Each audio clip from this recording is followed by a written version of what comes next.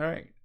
So I'm here with RobertJDole and my special guest, AdamCYounis. We're checking out his game Insignia. That's it. That's me.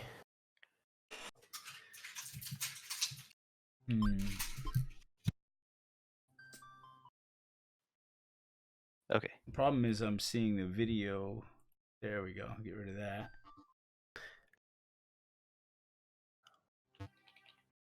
So you can hit enter to move through that screen. There might be a character limit for now. Yeah. You're in. Awesome. All right. Okay. Here we go. My mouse is still on the screen. I'm going to put that in the bottom right corner and see if it goes away. If you just like tuck it all the way, it'll just I don't have any way of I don't have any software that'll make it disappear in the game. Okay. So if you just put it at the bottom right, it'll be pretty much gone. It's gone. Yeah. So Adam, I would encourage. Reminding me. Sorry about that. Yeah, Adam, if I were you, I'd grab a pen and paper because Robert will come out with all this stuff. Like even what he just said right now is considered a bug report. Yeah, that's a good one. Is the game running a little slow for you, or is it just my? It looks like it's running fine. Okay. I think Adam, what you're seeing running kind of slow. Is lag, maybe. Okay. Oh, I get what you're saying. Yeah, it does look a little. It just seems like it's playing in a little bit in slow motion, but yeah, kind of floaty looking. Well, the character animation looks like it's. I mean, if you're talking about if it's fluid movement or if it looks like it's a little floating, maybe a little slow. I don't know. Yeah, I don't know. Like when you like push a button, there's like a little response that happens on the on-screen gamepad. It should sort of like be really snappy. It should just like flash really quickly, but it looks like it's kind of like playing out quite slowly, like. Okay. I do have something that is going on with the controller. Unless that's a auto run feature. If I hit left, sometimes it just auto runs. Oh, really? Yeah. Interesting. Oh, it might be maybe there's like a bit of drift on the controller and it's like just picking up any kind of right now there's no like threshold. It sort of just goes. Okay, so that might be it. Yeah, if you would prefer to use keyboard, I'm happy for you to do that. If it's a little if it's going to be like stealing the controls away from you. I can, when I'm playing, I usually hold the control until I'm done anyway, so. Okay, well, we'll see how it goes. Let's see. All right, I'm going to open up a notepad so that I can take some notes. Super Pretendo. Yeah. I love it.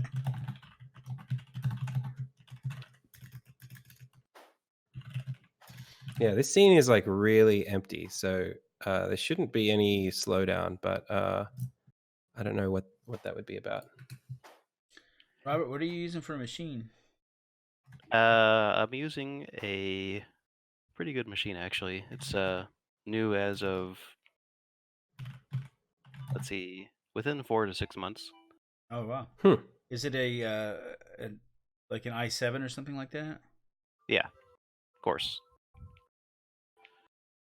Oh, that seems to be now normal. Oh, the running speed seems slow, but the text and everything seems okay. I wonder what that's about. I'm just going to open up the game on my side and see. Yeah, the text seems like it's coming in and pretty fast. That's very strange. Yeah, I've watched you play on your stream, and it does look different. Yeah, it's coming. It's just fine on my PC.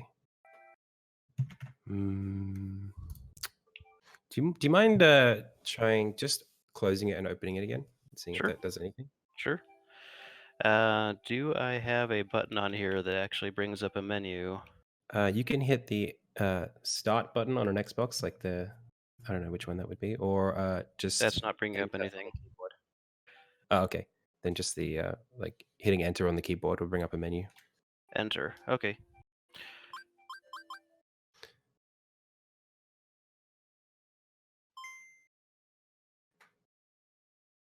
Yeah.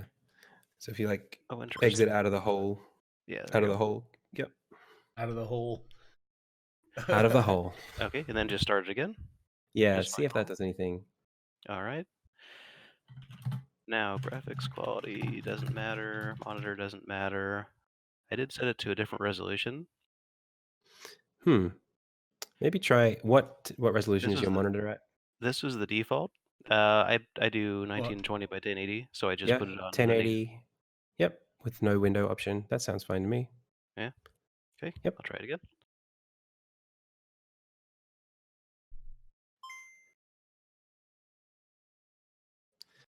Yeah, that looks fine.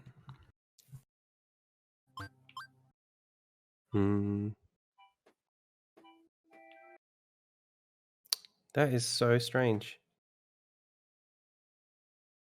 Yeah, I agree. Yeah, it's responsive. Like when I do the text and skip the text, it's right there. It finishes fine. Right. It's like almost like the time scale is like slower or something. Yeah. Like the in-game clock is slow. Let me. You opened up your project in Unity, right? I just opened it up, the exe that I sent you guys. Go to the settings and see what the time scale is on. I mean, it has to be, like, it has to be the same for whatever I've got is what you've got, right? I'm running the same piece of software, but maybe I'll it should be. Open up Unity and see what I can do there. Felix saying, wow, Robert already found a bug. I mean, you must have. It's not it's not his fault. Well, something to look into. Yeah. Usually Robert will find a cause and effect, but in this case, I don't know if that's yeah. possible. This is like too granular. Like, what about Billy? If you run the exe, do you get any different results, or do you get the same thing? I can try it. Yeah. If it runs fine for you and you're streaming, let me see if I can download it. I haven't the video feed. downloaded it yet, so I'm just waiting for the bit rate to relax so I can see the text. Gotcha.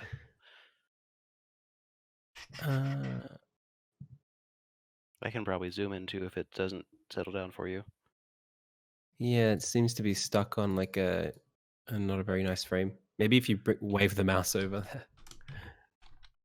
Yeah, that might help. Oh wow, well, you have a great computer. Yeah. So it shouldn't be running slow. RTX 2080. You should be like destroying this game. So it really does seem like the game's clock time is being interpreted somehow differently. It's just really bizarre, but I'm gonna see if I can I don't know, I can see if I can export a version where I'm forcing the time scale to be a different time, but it's like I feel like that would break a lot of stuff if I did that. Yeah, I think we should be able to continue. It's just we know it's going to run a little bit slower with those animations. I mean, like, it would change a lot of the game. Oh, okay. We could try to proceed and see, like, I mean, what if the animation if it speeds up, or well, it just might seem like really sluggish to you. It's an action game, so like, if you're like jumping around and stuff, and it's happening really slowly. Take a look at my screen. Yeah, see, that looks just fine. Hang on, let me do the same thing here. So, Robert, if you can just drive to Billy's house and play it from there, it's Oh wow, yeah, I see that. It looks like it's running in normal speed there. Yeah. That's a little strange. When you I wonder if there's something controller hooked up or no. That's all you wanted me to do, right? Yeah, that's it. That's all I need. That's all I needed to know. And just that it wasn't just that it was running, only good on my PC and bad on everybody else's.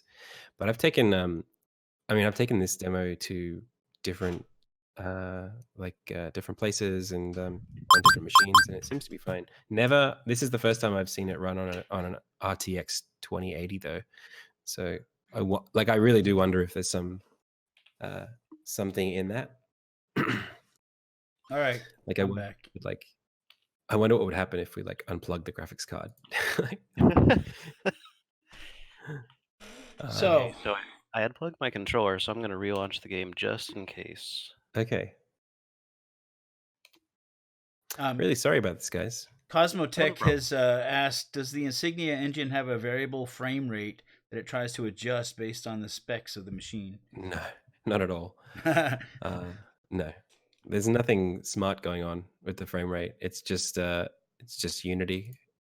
I don't know if this is. I mean, there's definitely some fun troubleshooting we could do, but I don't know if it's really what if it would be like what we signed up for here. Like, we could download other Unity games and see if how they run on the same machine. But I do have other versions of the demo. There's one that you can play online, which is a little older. I've also got a couple of builds that should be stable from like a month ago or 2 months ago. It would be really interesting to see what it runs like on. So I can send you a link, Robert, to the existing demo that the public can play if you want to give that a crack. I'll try a windowed first and see if that changes things. Sure.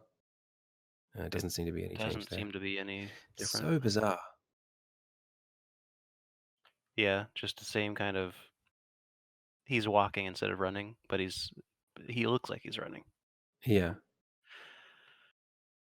Okay. Yeah, if you want to try a different one, we can do that. Even the clock is running slow. Look at it. Did you sync the clock to actual minutes and seconds? No, not yet. Anyway, let me see if this works. You know, in my game Bully Beatdown, there's clocks in the game in the background, and they actually keep time. Oh wow, get out of that's there. cool. Sort of. So I've sent you a link on Discord, Robert, to Okay. It's such a shame. We outside of this, we can probably do some testing if you want. Yeah, I'm really interested to see why it runs seemingly slower on your PC. I want to Google something while you do that. So you can press download, and then you don't have to select like. Hang on, let me go back there. If you go down to the bottom, it's like, just take me to the downloads or something above the payment. Oh, here we go. Yeah, there you go. I was looking at the wrong end of the screen. Yeah, and then the first big pink Download. button. There you go. Save. For now, if I find something that's like definitely worth trying, then I'll ask you to do that. But in the meantime, see how that runs. Okay, I'm gonna plug my controller back in before I start. So what we're doing right now is just testing the demo that's publicly available, right? That's right. And if it runs slow, then we would probably conclude that it has something to do with Robert's video settings or something of the like. Yeah, I mean, I've never had anybody. Every other Unity game I've played so far hasn't had any issue. I wonder if there's. I mean, even Unity in and of itself has different versions of the engine. So like this was done on this version you're playing now would have been Unity 2018.17 or something, and the one that I was getting you to run earlier was 2019. So internally they change the engine pretty often. See how you go with this. S does nothing. Start button does nothing. Maybe try Z. Same thing. Nothing. None of the buttons do anything. Oh, you know why? Oh god. What's that? Okay. I can explain this one. This is an even more fun, complicated issue that happens when you try to run an older version of the game. Once you've run there's like a save file. Current version, there's a file that's incompatible that handles the input. Okay. You can find that file. You might want to do it off screen, but yeah, go ahead and all right, it's Billy, done. take mine off. Yeah, so if I can still see you on Discord. So if you go like the C drive and then user and then app data, you know exactly where to go. Yeah. So if you scroll to local low, I think it is, instead of roaming, and you go to up on hill. Man, you're a whiz. You know exactly where to go. I might do computer tech in my off time, but okay. Strange so if you just delete that file, yeah, that's probably gonna. Insignia, okay, because I still have it open. There we go. Try again. All right, there we go. Nailed it. Okay, ready for on screen again. All right. I'm gonna leave settings default because we determined that doesn't really make a difference. Yeah, it shouldn't. There's no there's nothing that I've set up that would change the graphical quality based on any of those settings. It's just like a Oh, hey, default look at thing. that. Yeah, right. Yeah, So that looks a lot better. Okay, so do we play test the demo? yeah, I mean, I think Or do you want to? it's still valuable. I mean, it's been almost a year since I've updated that demo, but if that's what we can get to run, then that's what we can get to run. Okay, let's see.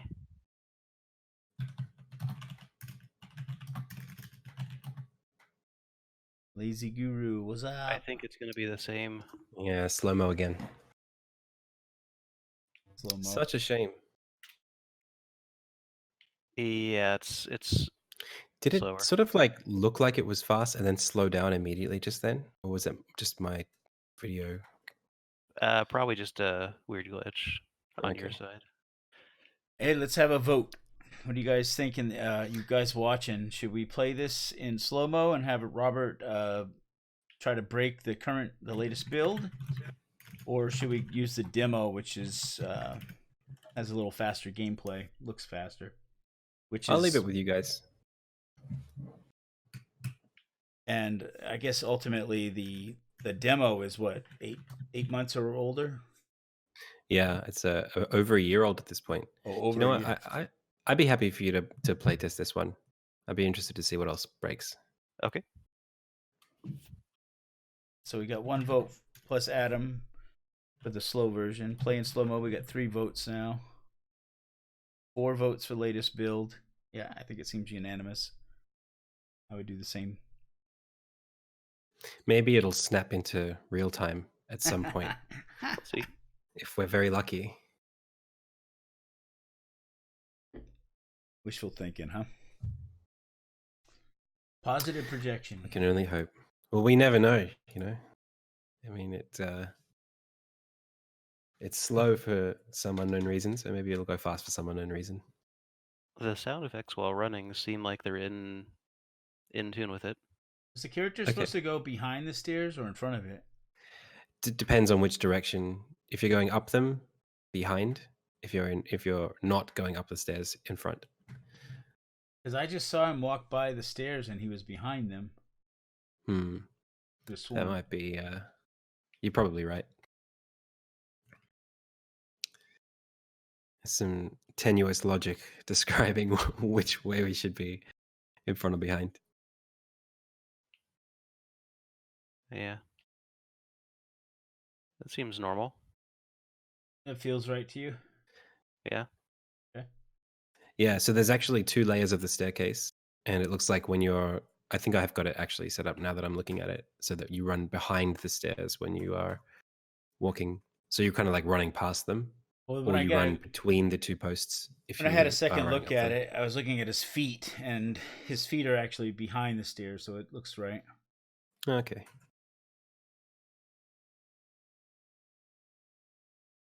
Yeah, see, all of these animations, which have nothing to do with the time scale of the game, actually seem to be running quite normally. So I'm pretty sure that what's happening is the time scale is being interpreted somehow differently by your PC.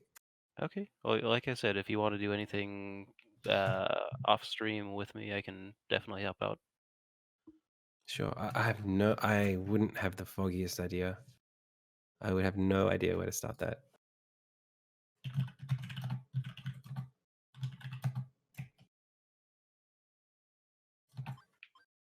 So Adam, now that we got actually something happening here, where are you from? I've been kind of wondering for a while. Oh, I'd be happy to tell you. So I'm from Sydney, Australia, and I've been here my whole life, born and raised. Okay, so it's 7:41 p.m. here in Maine, United States. What time is it there? It is 11:42 a.m. on Sunday. Okay, wow. So practically on the other side of the planet, I guess. That's about right. Yeah, I'd be. What is that like? You said it was 7 p.m. Yeah, 7:40.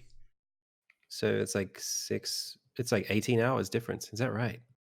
I used to live in the Philippines for a while, which isn't far from Australia, I guess. Oh yeah. How was that? What took you to the Philippines? A woman, of course, but Love. actually, what it was part that, but it was also when I first got into game design. I transitioned from being a website developer, and in order to make that transition, I needed to live very affordably. So the Philippines ended Hmm. up being the solution to that problem. I have a really similar story actually. I'll be moving to Thailand next year for like the majority of the year. Uh, for a woman, although Nice. not from Thailand. She's from here. My fiance got a like a scholarship, so we'll be living there Oh, while nice. she studies. Is it cheaper to live there or more expensive? The food is way cheaper, but the rent is about the same. Okay. You probably save a little bit then. Yeah. So I noticed something when I'm doing my dash. It leaves like a Hmm. ghost image. Is that intended? Yeah, Okay. that's sort of like a semi-implemented mechanic. Okay.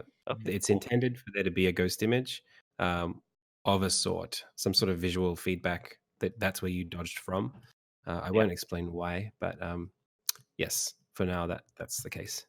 I don't want to ignore those of us watching here. So, hey, Felix. Yeah, this is Adam. We're checking out Adam's game. I'm sorry, I said Felix. I meant Falling X Up. That's who said, hey, this game looks familiar. Another thing that was said is Norox, who, by the way, hi Norox, had said something about he was asking if physics was tied to the frame rate.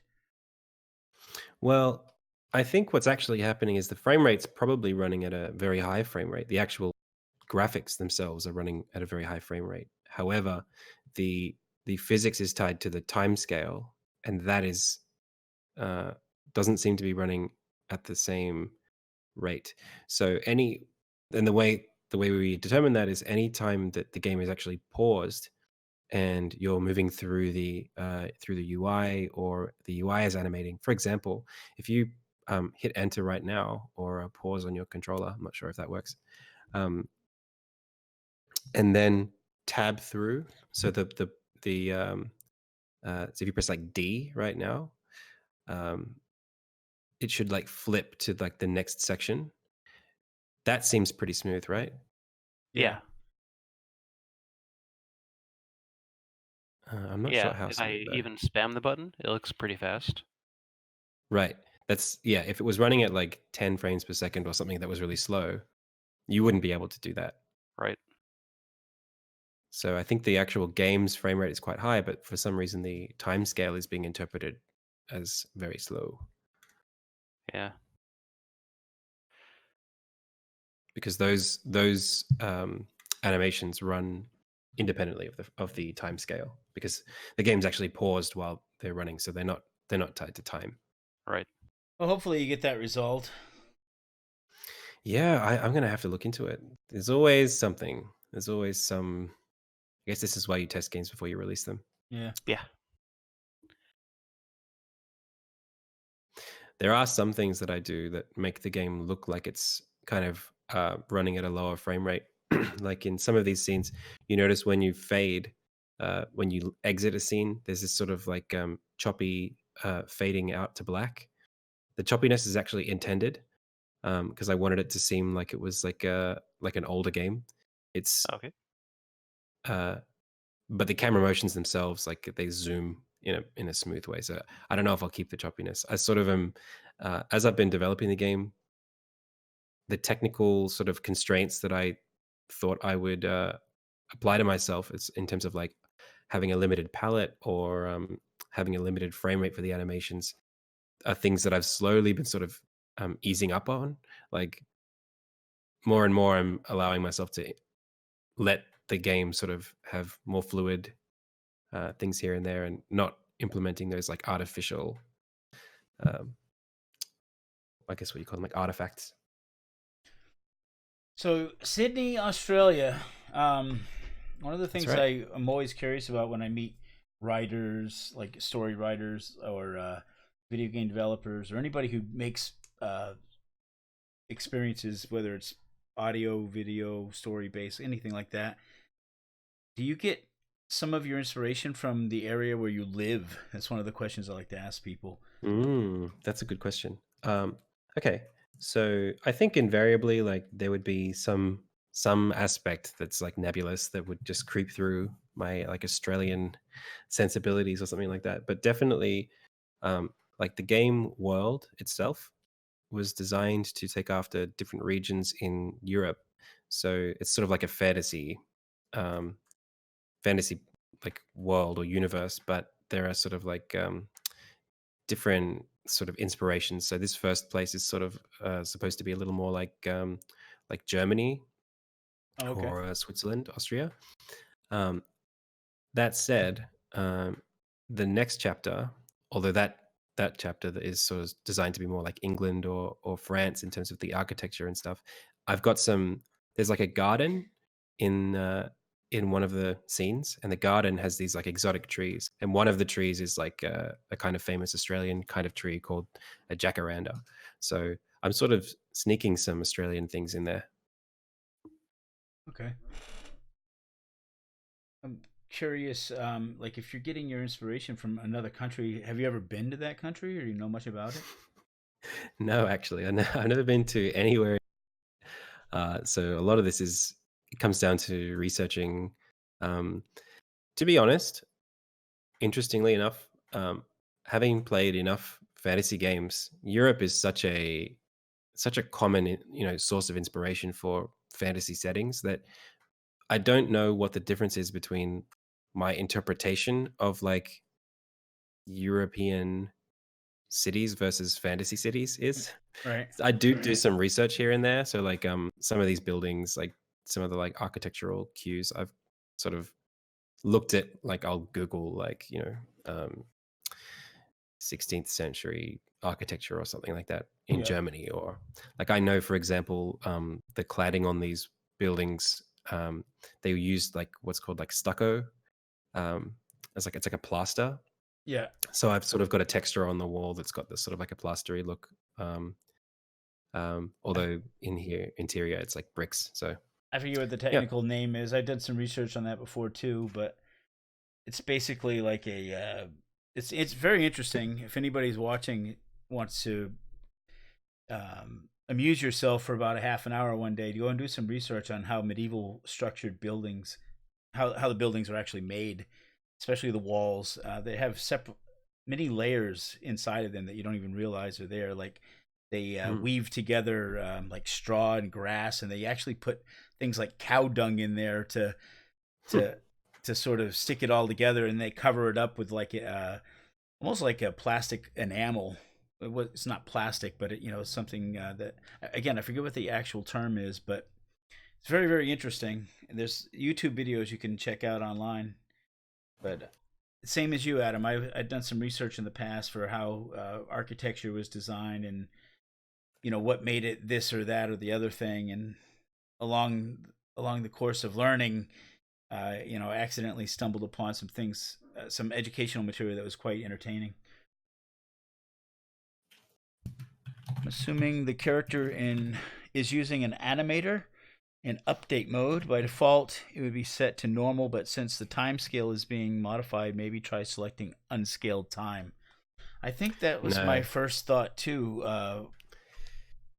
Like if you're going back and forth using time scale for as a device for pausing, it's possible that the time scale is not getting set fully back to one.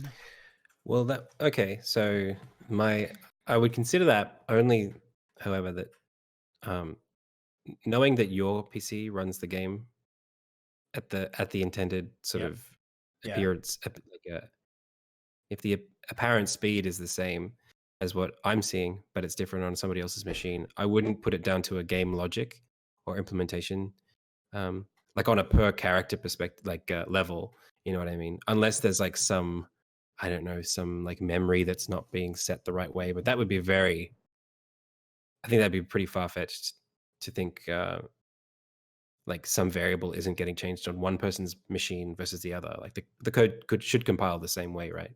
Yeah, makes Um, sense. or like execute the same way. And I'm also not using Unity's animator, so they're kind of So much for that. yeah, exactly. So what are you using?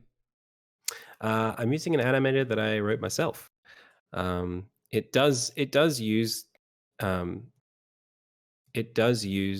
the like the different timescales that Unity has. So there's like the standard physics time, and then there's like the update time. So like those are involved, and you can set it one way or another. But it shouldn't, like right now, it looks like the entire game is running at a lower time scale. Like everything consistently, even those particle effects, which are not animated, they are running at a half speed. Yeah. That's got to be frustrating. Yeah, like I could set up a version where instead of setting the timescale to 1, I set it to 2, and Robert plays it at double speed, which should equate to 1 speed if he wants. Oh my god, yeah. It's a special version just for Robert. Yeah. Well, he deserves it, I guess. I mean, it wouldn't. I mean, the save data would be the same, so he'd probably be getting the same experience, just double the speed. He'd be able to continue where he was.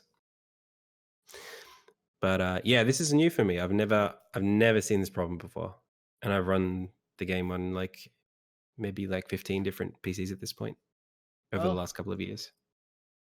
It's always a good idea, not just to play test your game, but to get as many people as possible to play test it for this kind of reason too, so you can see how the software reacts to different configurations. I mean, I wonder if it's worth doing it.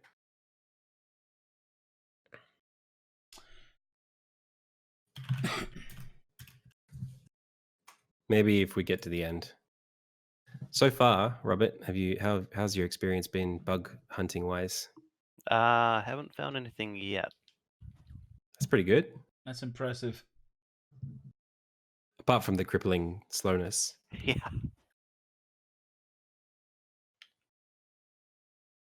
So you've been working on this for quite some time.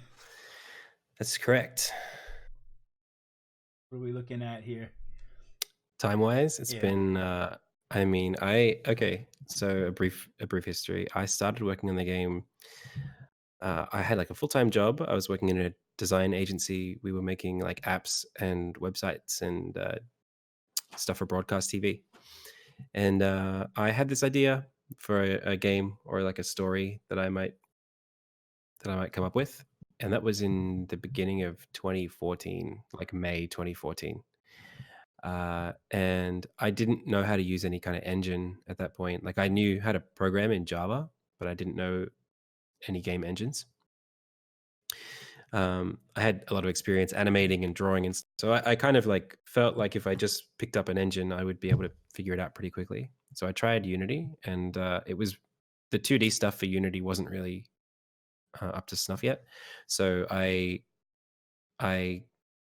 tried like 3 or 4 different engines and wasn't really happy, and I was kind of busy at work, so I kind of parked the project until like mid 2016 was when I started coming back to it and thinking about it seriously again. So I started working on the project, like I would say like serious development on the game started in like November 2016.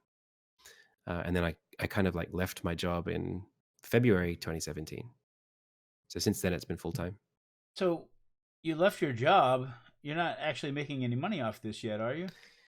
Nope. Well, apart from like the stream, I was like in 2018 and the very beginning of this year, I was taking some contract work with my old job and some contacts that I'd made. Mm-hmm. And then I decided this year to put my head down and just see how far I could get, and see if like March this year, like the stream was really taking off, and I was thinking, well, maybe this will sort of just like replace my my need for like a contract job or anything like that. So no, I'm not making any of the game itself, other than like a few people who choose to donate when they download on itch, Which is probably far and few between, right? So this is interesting. If you run and chase that sword, So that actually plays around with the time scale. That's like an unfinished mechanic that I've sort of am just prototyping at the moment. I was wondering if that would change something. Basically, if you hold that and then press the I guess it's S on your keyboard. What is going I'm on hitting right B here? on It's the. like A and S. Maybe not. Yeah, so there's like a undeveloped features at the moment that I've just been prototyping. In the current version, in the one that I sent you first, I took those out, but this is from October where I kept them in. Yeah, so that sword, basically what it's supposed to do is slow down time for everything else, and keep your apparent time scale the same. But it does that by doubling the time scale of the game. Gotcha. It does some monkey business that I think I'm I moving away saw. from it. Yeah, because I can jump forever. It seems like. Yeah, yeah. I don't think I'll be putting that in the game. Just gotta test those ideas though. You never know. Sometimes you Oh come up with wow. something and it's yeah. See, that's how you know the game itself. That is pretty nice. Let's see. Let's do that again. Yeah. Oh, you were moving normal for a second. No, you're like moving doubles. You're like it's like animations at 4 times speed, physics at like half Until the time sword speed falls. till the sword falls. Yeah, that's kind of how it works. Although it looks a little different when the game's running normally. Now that's another thing too. I'm not using down. That's actually that's an actual bug that you just found. Falling through the terrain like that. Not just jumping up and down. Let's see. Let's do So that. I was wondering because yeah, you said you weren't pressing down. I've been Right. experiencing this myself in my playtesting. But it looks Unless it like took it anywhere during the jump. If you do that, maybe that's yeah, what it yeah. was taking. This is great. Keep trying some stuff.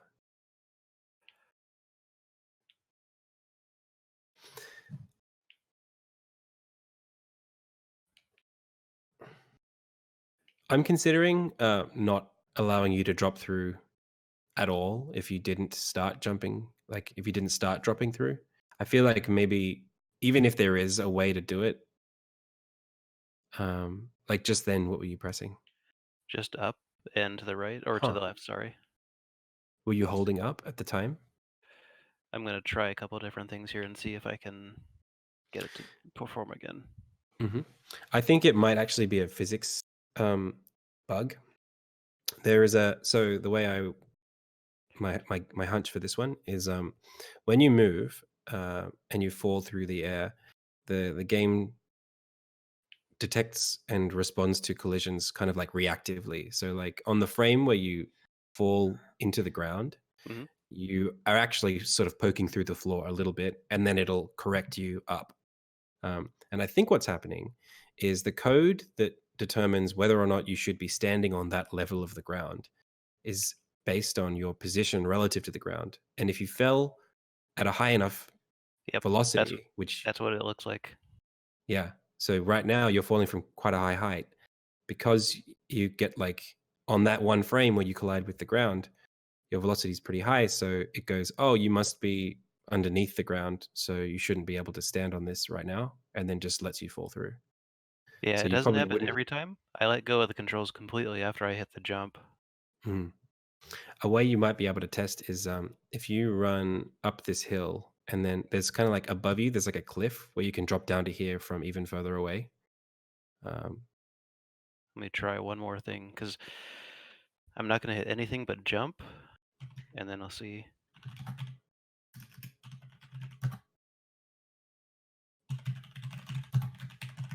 Okay, so it looks like I have to be moving a little tiny bit too, at least. Oh, like horizontally. Yeah. I'll try it a couple times without moving.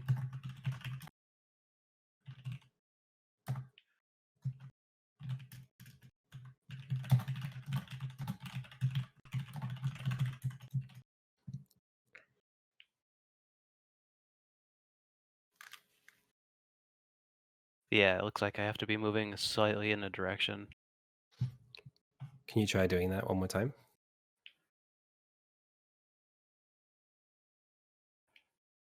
It may be a random thing. Yeah, I see it too. I think Robert's right. So when he jumps vertically without any horizontal movement, it doesn't seem to fall through the ground. But when there is some horizontal movement,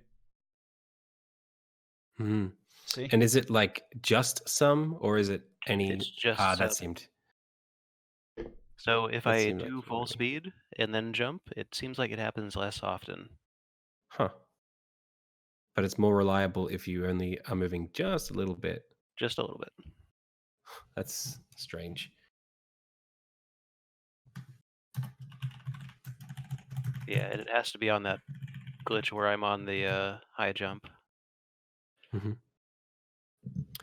Cool. I will look into that one. All right. That's the bug number 2. Did you already? I've got 4 so far. I have game seems to be running at half speed on Robert's PC. I have threshold for D-pad input maybe too low. I have, as in it reads null input as something if your analog stick is like just slightly maybe drifting. I need to reset the app data folder or the app data info if someone has an old client of the game and they try to run a new client of the game, it breaks. So I need to fix that. And then this one that we just found now, which is that falling through one-way platforms happens when velocity is high, maybe with some horizontal movement. Cool. So 1 hour down, 4 bugs discovered. I did see something that was interesting down here. Hey, Craig. Craig just entered the room. It's Indie Devs. Hey, Indie Devs. Craig is my moderator. Nice. And my only Patreon. What a guy. If I could pick any one person to be that supportive, it would be Craig. He's a hell of a nice guy. Okay, so it can't go under there. Yeah, that's actually I had to patch that because previously you could go under there. But when you stand up, what happens? You kind of get like stuck in the geometry. So I put a collider in the way. Yeah. You've done this before. Yeah, I might just, it's one of those things where for me, like I've spent a lot of time on the game and there's a lot of polish on the areas that are there. But in terms of pushing the platforming, like the layouts of the levels and like what I can get away with just the systems, like how the player controller interacts with those things and and the like. So yeah, here's an example, right? If you roll exactly, well, there's 2 things, right? One is sometimes you catch on edges. Yeah. The other is if you roll. Yeah. Yeah. If you exactly, if you end a roll just inside of a ledge, like what happens? Yeah. Yeah. Is that something you could program so that if you end up inside that zone, he could just continue rolling until he gets out of it? Yeah, there's a couple of ways. We discussed this on stream actually, like a month ago. The options would be determine in advance when you start rolling where the end point would be, and if the end point would be inside of something like that, then you just extend the roll. The other option would be to like keep rolling until you're free, and then the other option would be just don't have things like that in the game. Well, the third option sucks. Yeah, but found something. I know. Yeah, that's just bad level editing. So that is the door. I should still write it down because it's not written down anyway. The door leading to mountainside does not have ground labeled on the ground texture, on the ground collider. It's actually what that is I have different tags for the types of colliders in the game, and some of them are tagged as ground, some of them are tagged as walls, but there's a type called default, which isn't interpreted as ground. And if you stand on something that's default, it just thinks that you're falling. Okay. Okay, so this way is inaccessible for now. Guys, I'll be right back. Correct. Gotta get a refill on my water. No problem. Thanks for reminding me to have a mind.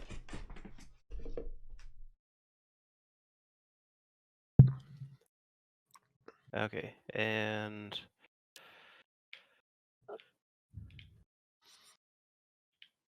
ooh, gotta get the timing right on the half-speed jumps here.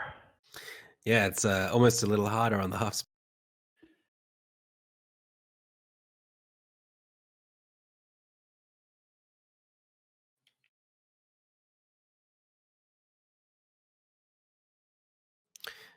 There's a bit coming up in the next scene that's actually quite timing dependent. It'll be really interesting seeing how you deal with that one.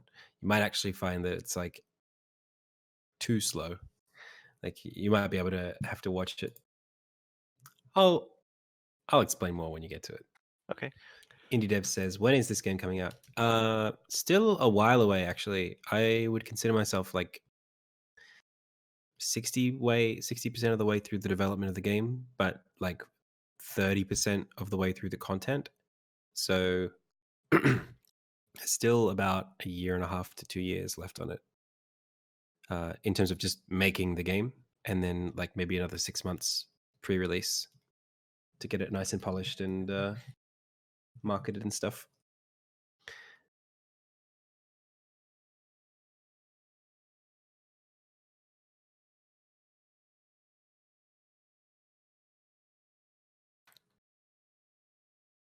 Thank you so much, Indie Devs.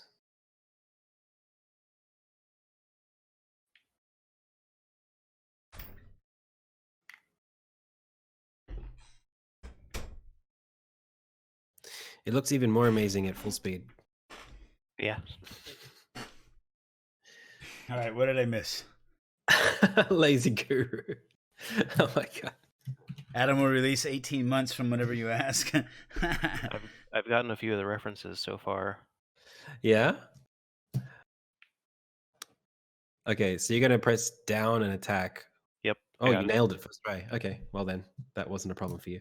I was thinking like maybe the 3, 2, 1 is gonna be really off-putting because like it actually doesn't fall, 1 second after. It's now 2 seconds, but I guess you kind of just intuited.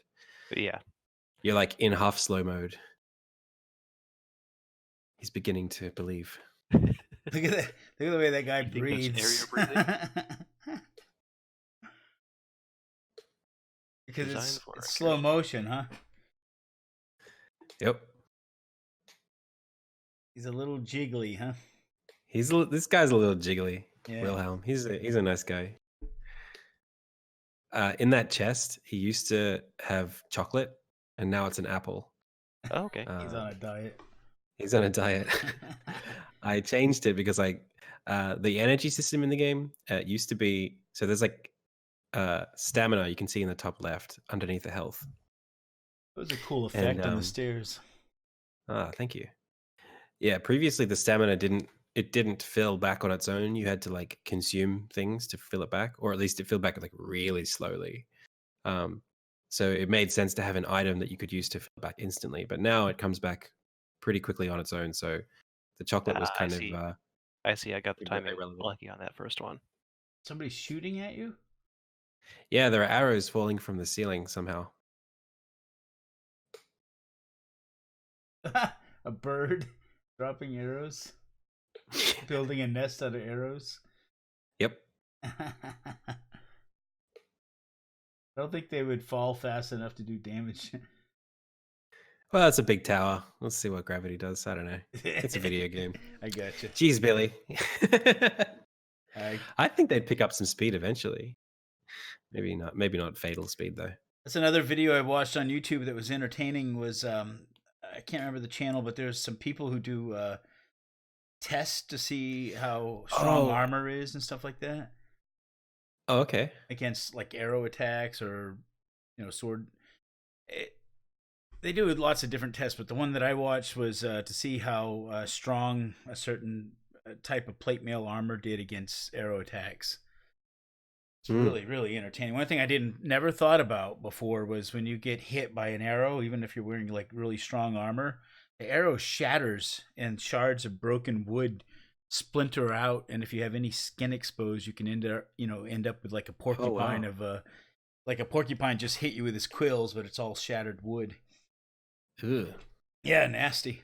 So the French apparently made like quilted armor that they put over their plate mail, and this would absorb the metal, the wooden shards that would fragment from the broken arrow. Ah, that's kind of cool. Yeah, a lot of stuff like that. So much information on the internet nowadays. It's unbelievable.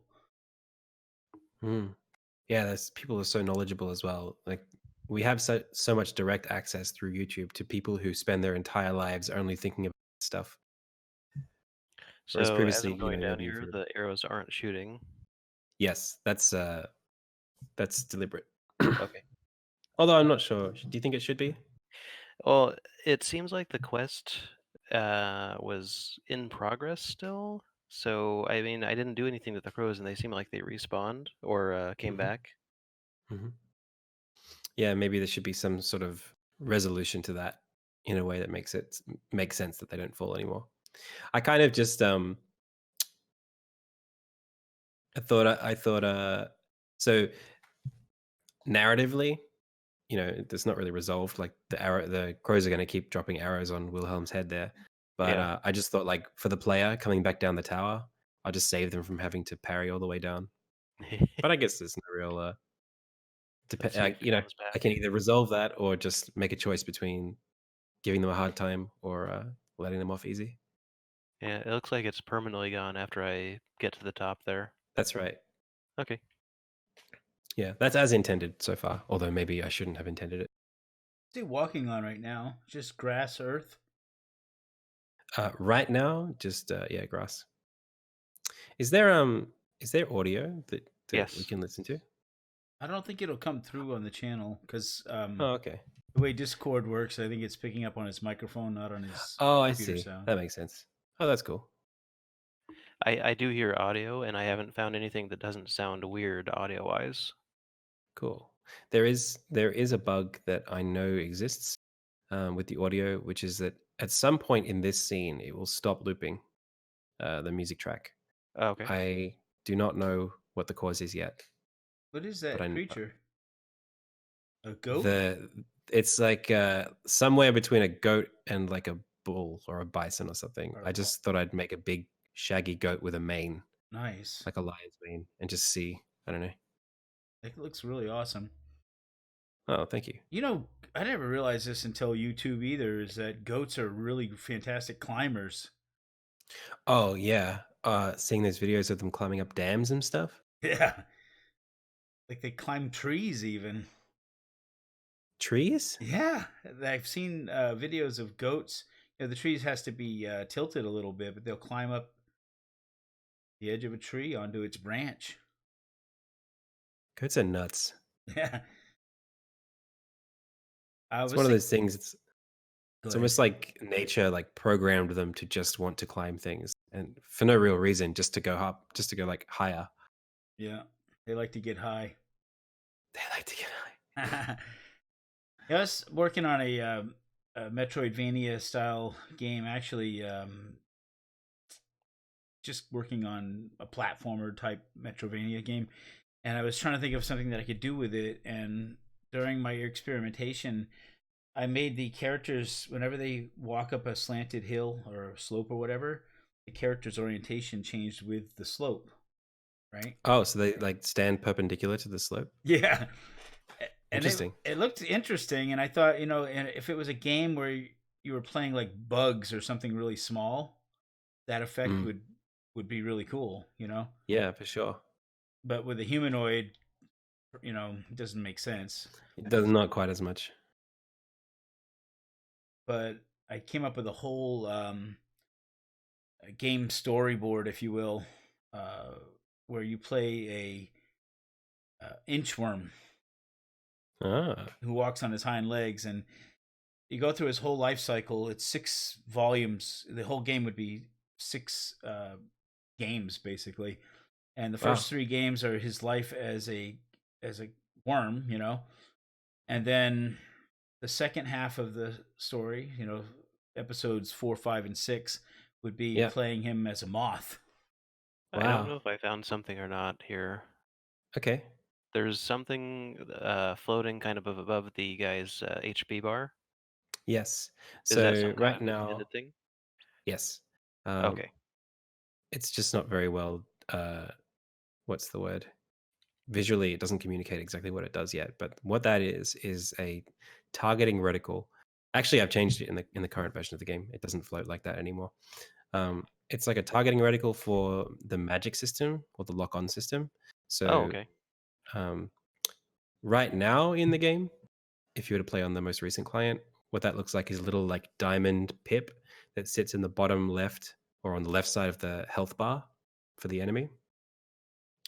And then when you go into the magic menu, it's the one that you found a little while ago when you were throwing the sword. That menu, sort of that little pip expands out, and you see little sort of like the different spells you can do. I noticed you just kind of like stood on that edge for a second. That was interesting, but I don't know if you'd be able to replicate it. Oh, what's that? Oh, there was like a point in the animation where it looked like the character was like standing on ground, but he was actually off the edge. And then like after an instant, it sort of resolved. But I wouldn't worry about trying to replicate it. All right.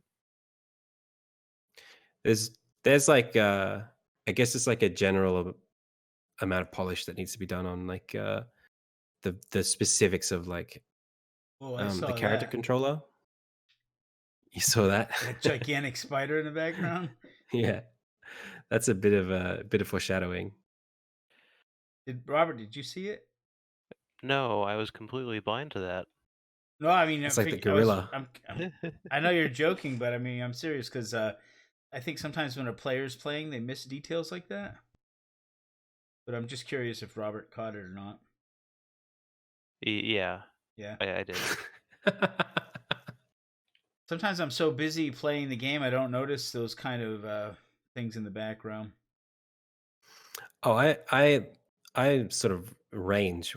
Sometimes I go past that spot and I don't see anything. Sometimes I go past that spot and I get a jump scare. Like, it's just a perception, I guess. I remember coming in your channel a couple of times and having you explain what's going on here. I'm not going to say anything. Robert may have been. He's probably been to your channel before too, right? Yeah, I think so. I think I've seen your username. I should ask Robert. What? Have you ever been to Adam's channel when he was playing? Earlier on. Cool. Does it look significantly different since you last saw it? Well, yeah, since I'm actually going through and playing it versus just looking at the animations and things, which I think one of the times I was there you were doing. It's different seeing it for a solid block or a solid run versus just little bits and pieces. I really want to like. I'm getting a faster run right now, faster time scale. Wait, really? Looks the same to me. Yeah, it looks the same to me too. Well, I think it was like maybe less than a tenth faster, maybe, but huh? I don't know. It could be nothing. I could just be hearing things a little bit differently. Nice parallaxing, by the way.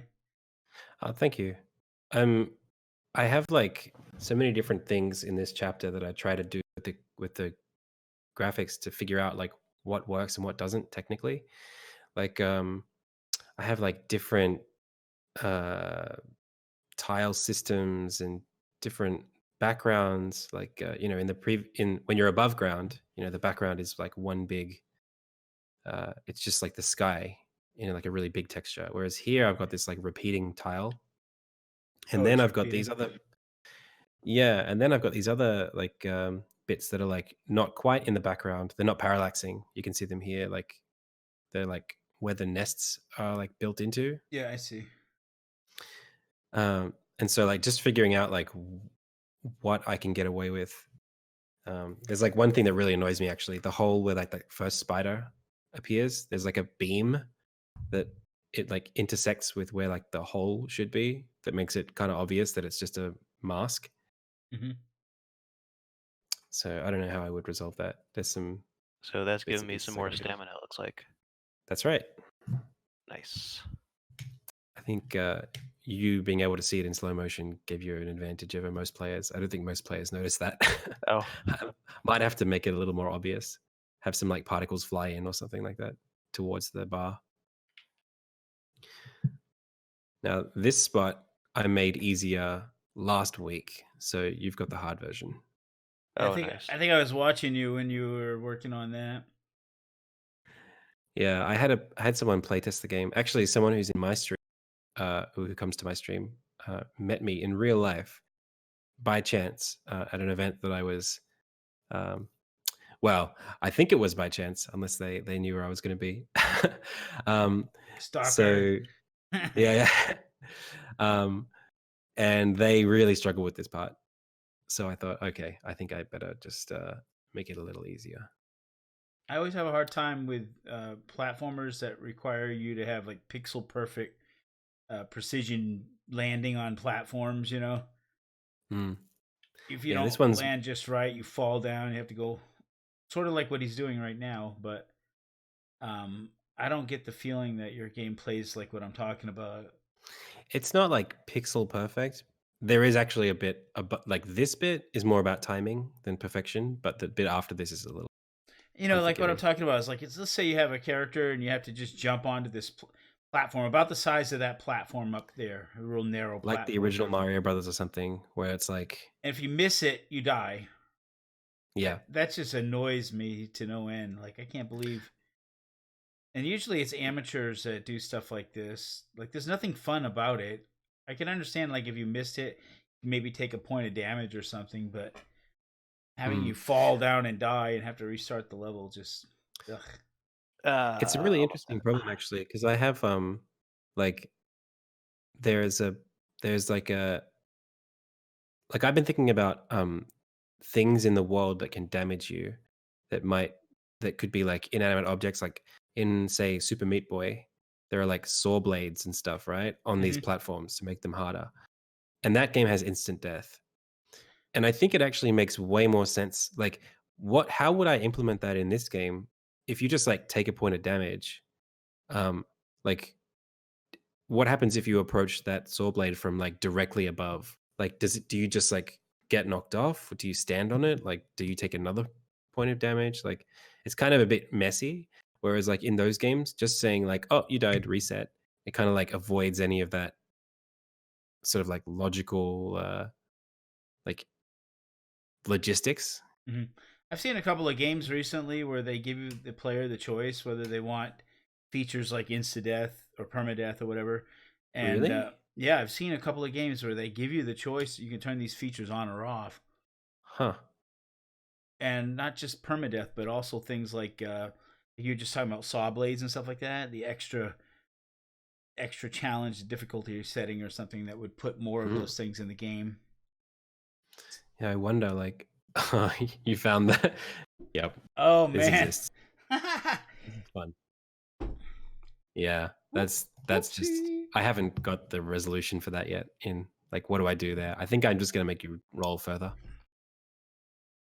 The other thing would be like, so I've got like parts in the game where, like things might, the reason why I would have this rolling, dodging mechanic in for like a platforming scenario, rather than just like dodging an attack, would be to like dodge like a giant kind of like, you know, in Mario Brothers there are those. Here?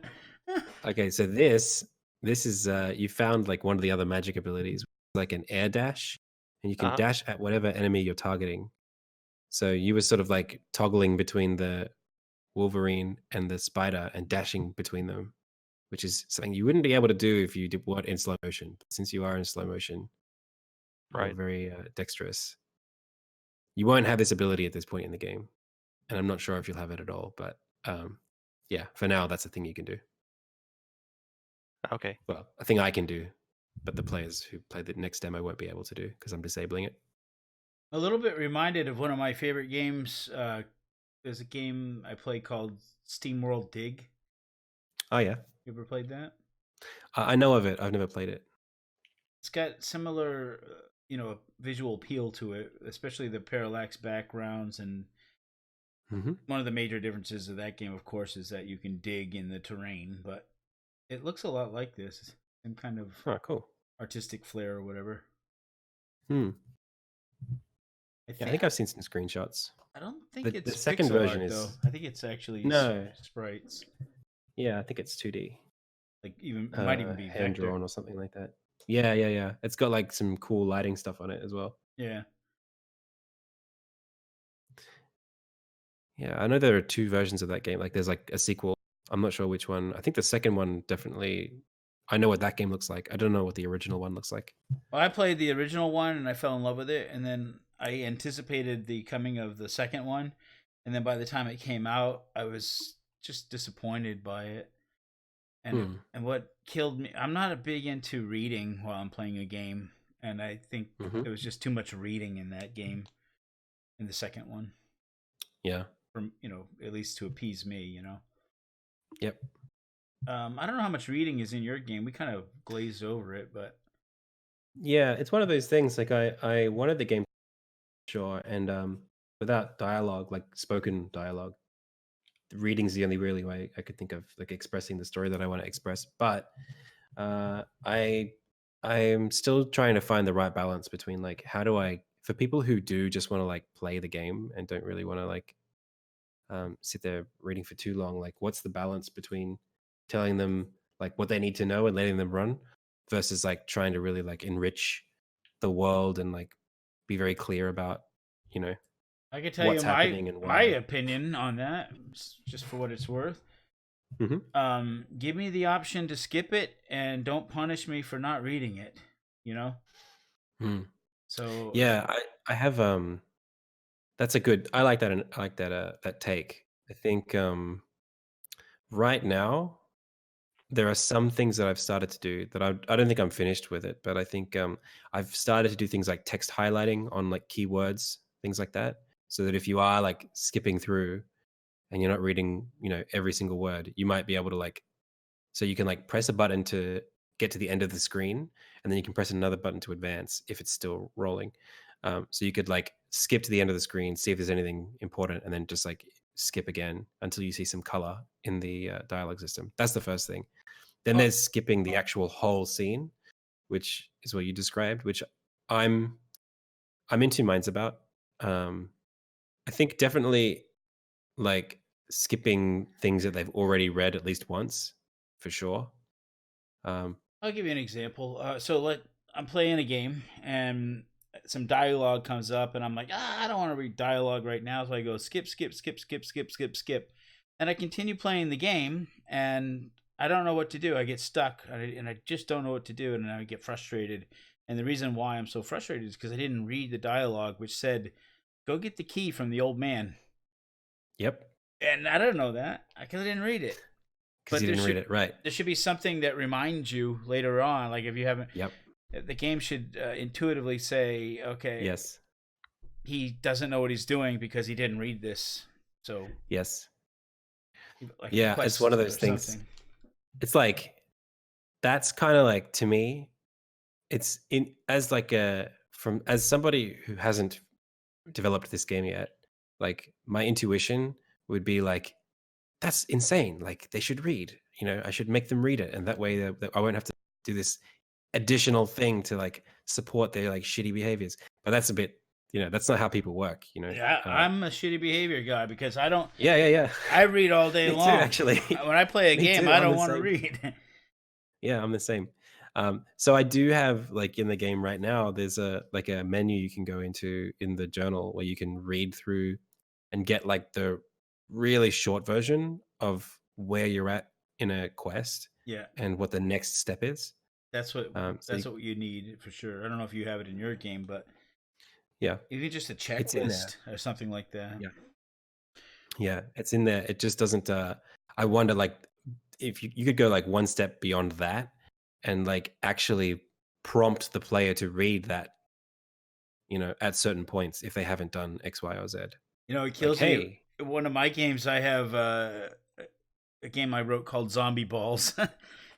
There's instructions in the game blinking on the screen, like you can't help but notice it. I mean, it's right there, and I've watched people play my game and not even notice the instructions right there on the screen. right, As a matter of fact, yeah, the instructions don't go away until you follow them.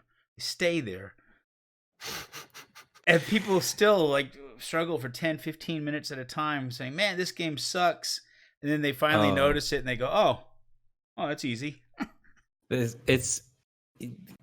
an extent to which you kind of can't, You you can't can't be responsible for everything they do or don't do. can't make people read, like some Yeah. people just block it. Um, What happened?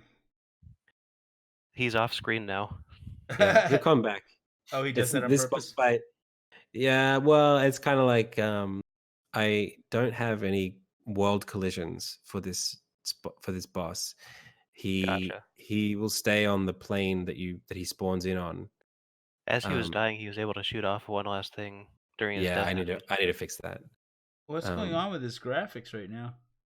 So dying. this is something that I fixed in the most recent version, but that big diagonal line, it's part of a shader that I'm working on right now. Oh, it's just not complete yet. Yeah, it's like well, what it is it works for like most of the other enemies at the moment, just not for this one. I kind of just blanket applied the shader to everything, which is when the enemy has like no health left, they get like they kind of like split in two along the line where you attack them. So that split, this enemy, like that boss, doesn't have the code that would make that like split animation happen, but it's still running the shader that would show the line. So since this version was released, since I exported this version, the version that I sent you guys first, he doesn't do that. He just dies normally. Gotcha. So now you want to go back like the way you came, because I don't Okay. think coming up this will help. Just to save you some time. Yeah, so just go left. Yeah, well, anyway, Been very patient. We were talking about tech stuff. I think just to sum it up, I mean, as long as you've already got that in mind, like some people just won't read. Yeah. And you know what? Like people play differently in a testing scenario versus when they're in their homes, What about localization? Is that something you plan on doing? It's something that I am definitely considerate of. It would be really dependent on like it would be dependent on the opportunity that I had to hire somebody to do localization. I've done localization for some of my games. My games didn't have as much dialogue as yours does, but I found, working with systems like Fiverr.com, you can find people that will do quite a bit of work for not a lot of money. Right. So, all right, Rob, I'm going to help you out here. So Okay. this you won't be able to do in the release, I promise. Oh no, you might have actually really. Oh, okay, it'll be okay. So you want to go down, and then hopefully you still have a weapon when you get down here. Oh yeah, I've got a weapon. I mean, It's just you the one might I have just threw up left. there.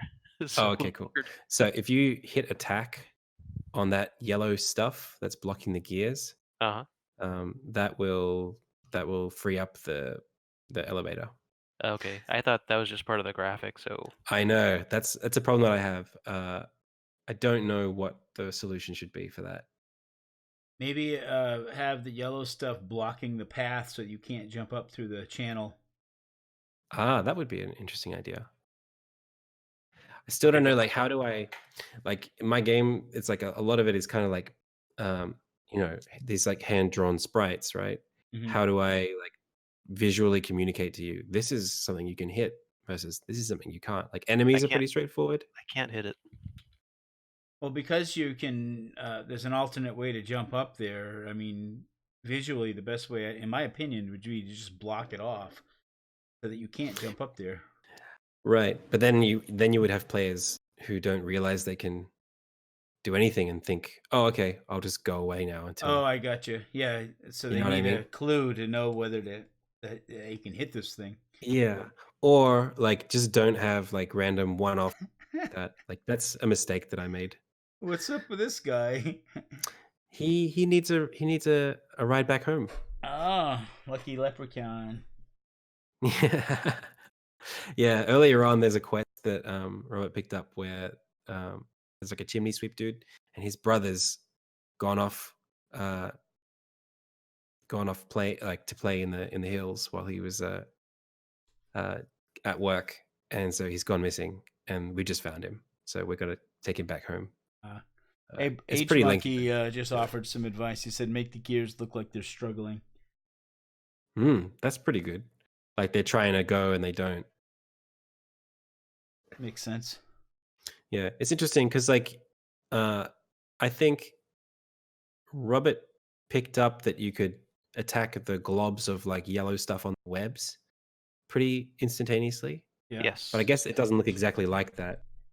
So maybe I could either draw that affiliation by having some webbing around, or I could What if you maybe. put, when you walk in front of it, a little health bar appears over it?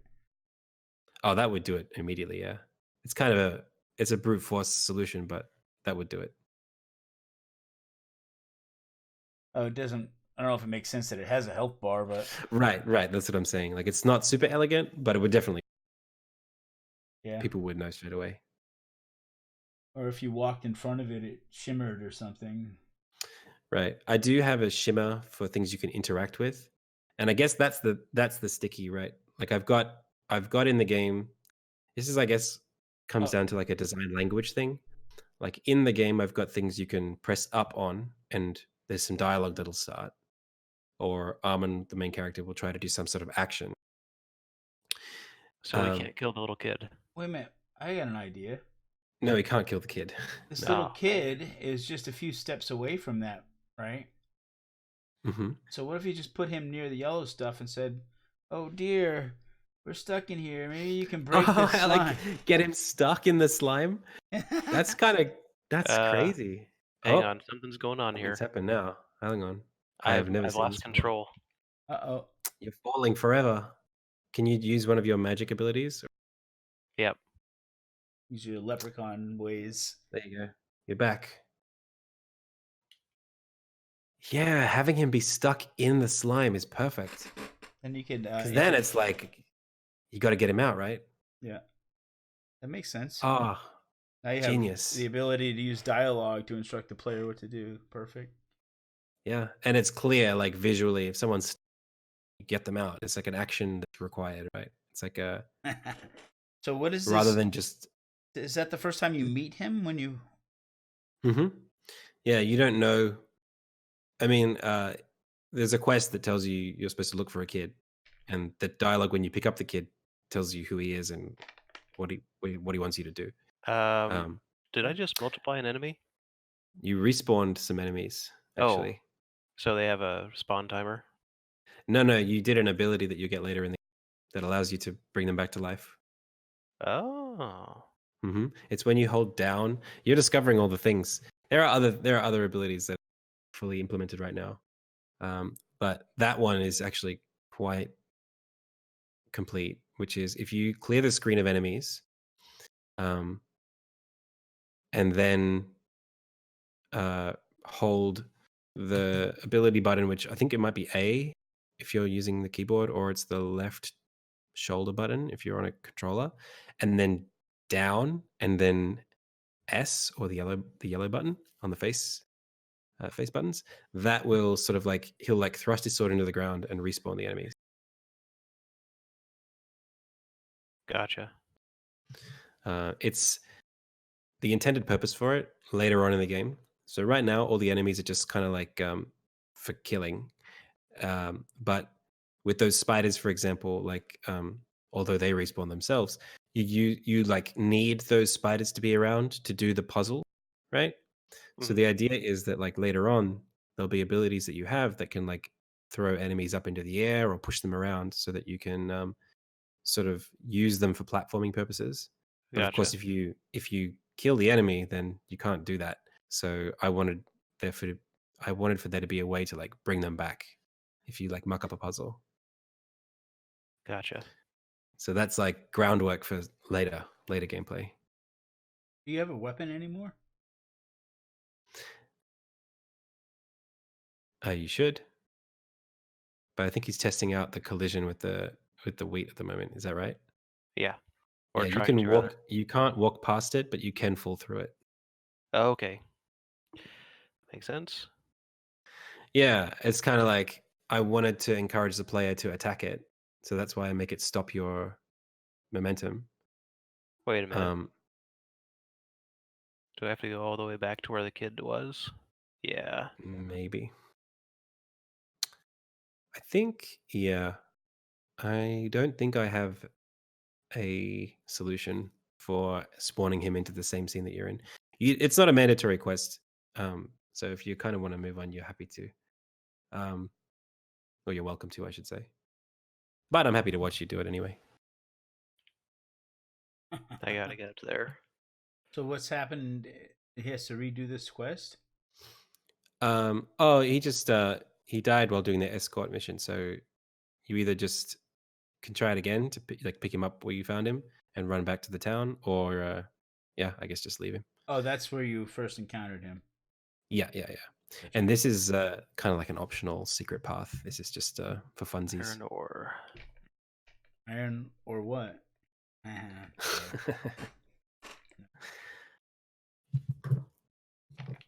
Oh, I forgot so to the tell crafting you, system. Robert is also famous for telling jokes.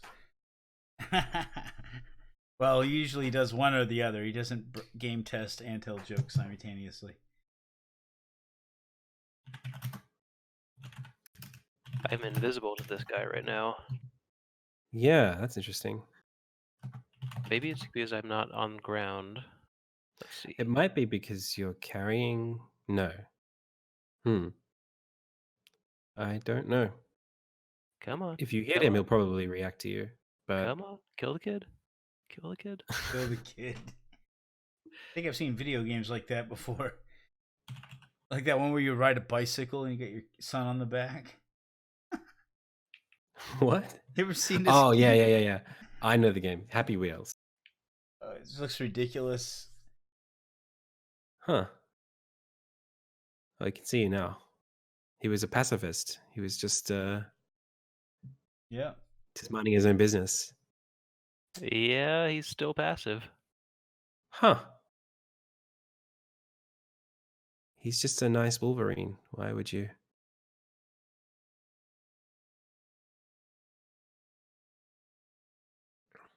Now, Yeah, so the thing with the wheat, it's kind of like the same system that I have to deal with these guys, which is I wanted you to not be able to run past them, but I don't want you to be able to stand on their head. So Okay, now he sees me. Okay, so that might be a bug. that's definitely a bug. Come on, kill the kid. Kill the kid. Now he can't see you. Oh, do you know what I think might be the case? Yeah. I think I realize what it is. Where you're standing, I think there might be I know for a fact there is a kind of collider here called it might be called like no collide. Basically, it's like trigger the zone. background or like a trigger. There's like a collider here, right? That doesn't affect the player, but the Wolverine his vision may be obscured by it. So even though it's invisible to you, that's what he sees when he's walking around. Oh, his And vision. what that means is So his raycast is hitting the collider and Kill him. exactly. Yeah, gotcha. His raycast is going, oh, I'm looking for someone to attack right now. Oh, nobody here, because all I can see is this invisible thing. Makes sense. I think that's right.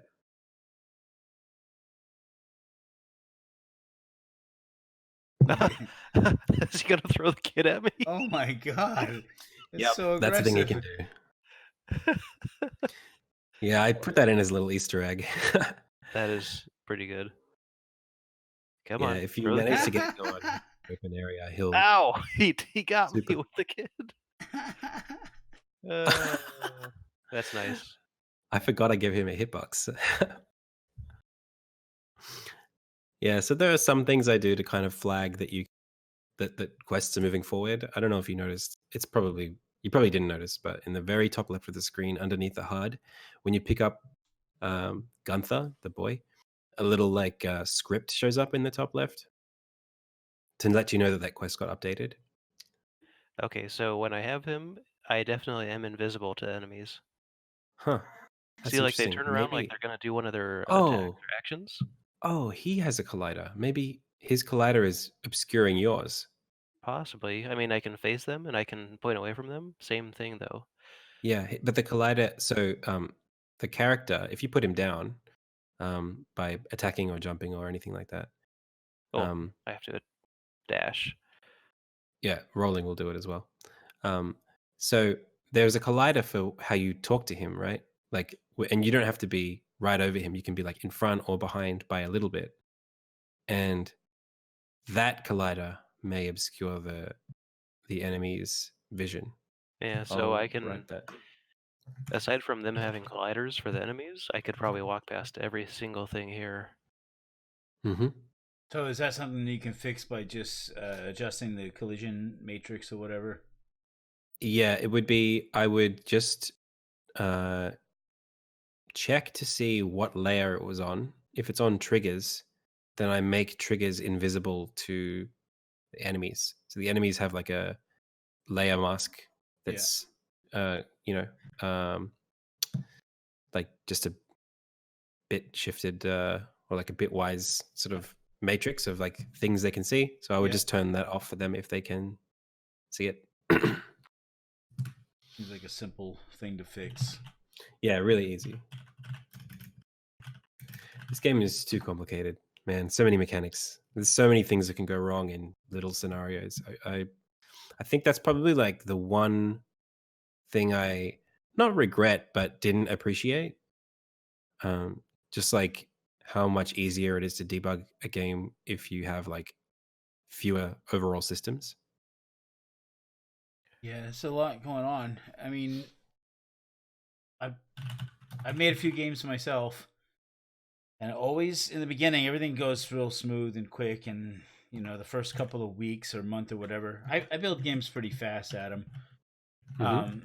So like in the first month, everything goes really well, and everything is tight, and there might be some bugs or whatever, but everything design is pretty easy.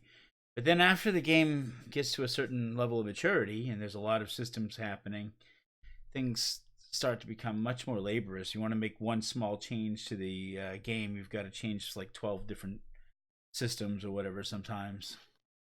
And Yeah, and just the scope of things that can go wrong is like so great.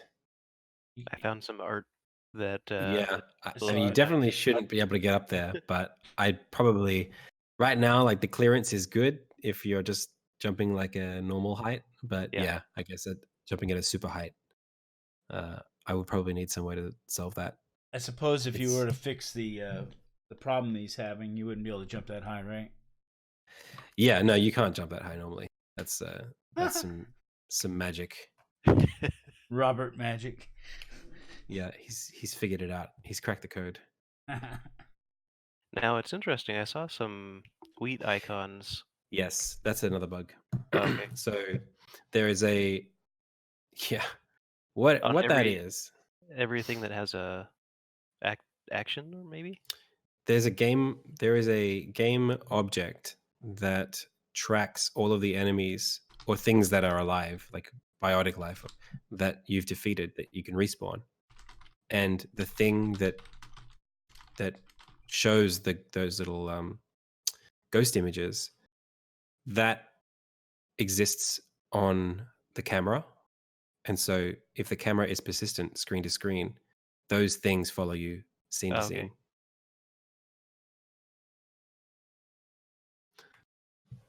Which I should also note to take. I forgot who needed this kid. It's just the next guy on the right. You're almost there. Oh, there you are. Yeah, I guess So I don't know what happened, but the game got really blurry. I think it's coming out of it now, but it got all pixelated. yeah, A pixel game got pixelated. we have to go deeper. So what's up Okay. with the dog? He's following you around now. He's just a neighborhood dog. Yeah. Wait, Yeah, that's a problem I- too. I should. did I continue? Yeah, you still have him with you in spirit when you run. I don't know if that will reset. I have fixed it. I think if you go into the tavern and come out, maybe he'll not be on your back, but maybe he will. Got a monkey on your back. Got a monkey on your back. He's still there. Hey, anybody want a kid? God damn it. Yeah, it The looks game like looks so polished until you scratch the surface. Okay, where's my bug fixes? Okay. Let me ask you this, Adam. Before we did this, you probably had some number of bugs in your mind that you thought that Robert would find. What was that number? It was about as many as he's found so far. Oh, okay. All of these, everything that he's done, I've seen. Well, maybe there's like one thing he might have done that I haven't seen. But for the most part, yeah, I've come across this stuff. A lot of the times, it's just so much. For me, when he does the bug testing, a lot of times he finds stuff that, as a developer, I would never even think to check. So ends up being very useful in the end. There will be. I mean, there have been. I take the game to like monthly meetup groups, and I have a chance to have people play the game at those groups. So there have been things that I haven't found myself that players have found that then I've gone and written down. So I'm aware of more bugs than I personally have found because of just other people playing the game. So it's not that I'm just an amazing bug tester or anything. I just have had the opportunity to have some people check it out, great. and then haven't fixed those bugs yet. That's where we're at.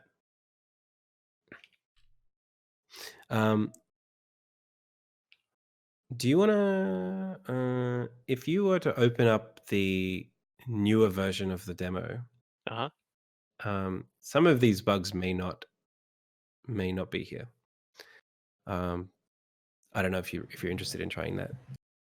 I think we might have to try that on another night, or if we want to continue something a little bit later on ourselves. Yeah, I wouldn't have you start from the beginning. And I think we're running on almost 2 hours now, so you're probably right that we're not really. I got an hour 45 recorded time so far.